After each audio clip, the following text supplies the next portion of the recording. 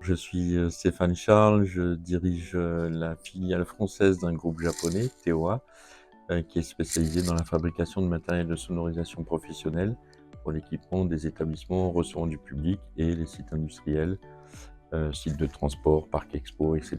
Partout où vous avez des haut-parleurs qui vous apportent une musique d'ambiance confortable et des messages d'information ou de sécurité. Alors, c'est une entreprise que j'ai rejoint en 2020. On était 15 collaborateurs à l'époque, désormais on est 22. Oui. On a connu une belle croissance là dans ces dernières années. On a pour objectif d'être à 24 en fin d'année, donc une équipe qui est en train de grandir et s'enrichir. Alors, sur le plan RH, on se faisait accompagner, plus ou moins par, notre cabinet comptable et qui gérait la paye, chez nous, qu'on consultait parfois pour des petits problèmes d'ajustement, légaux ou, les recrutements, les DPAE et cetera. Et c'était le job, ça l'est toujours le job de notre directrice administrative et financière. Mais compte tenu de la croissance des équipes, des enjeux un peu plus importants, et puis d'une volonté de structurer un peu plus la RH dans l'entreprise, j'ai souhaité faire appel à un cabinet extérieur. Et puis j'ai connu la recrue par David Lamarche, que je Ouais. remercie d'ailleurs pour le contact, et c'est comme ça qu'on est arrivé chez vous. L'enjeu premier, c'était le recrutement. Oui. Comme je l'ai expliqué, nos équipes sont en train de croître, on a des besoins de plus en plus importants.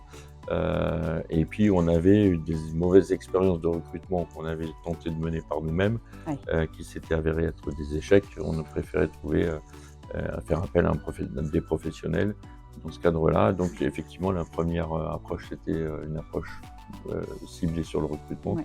qu'on a étendue par la suite à des aspects réglementaires. Écoutez, très rapidement, je pense que le contact s'est très bien établi dès le départ. Je remercie les équipes, et Stéphanie en particulier, pour cela. Elle a tout de suite intégré nos besoins, proposé les réponses adéquates, avec beaucoup de réactivité et de pertinence. Donc on a rapidement avancé sur beaucoup de points, et c'est aussi ce qui a fait qu'on a souhaité élargir un peu Oui. les prestations qu'on pouvait vous confier. Un projet recrutement, on avait besoin d'un personnel, pour renforcer l'ADV, Oui. chez nous, l'enregistrement de commandes clients, la préparation des bons de livraison, la facturation et cetera. On s'était planté sur ce poste-là, donc ça a été la première expérience qu'on vous a confiée. C'était l'arrivée d'Éric Salès chez nous, qui est, un vrai bonheur, dans l'équipe. Très professionnel, très vite intégré, et c'était un réel succès.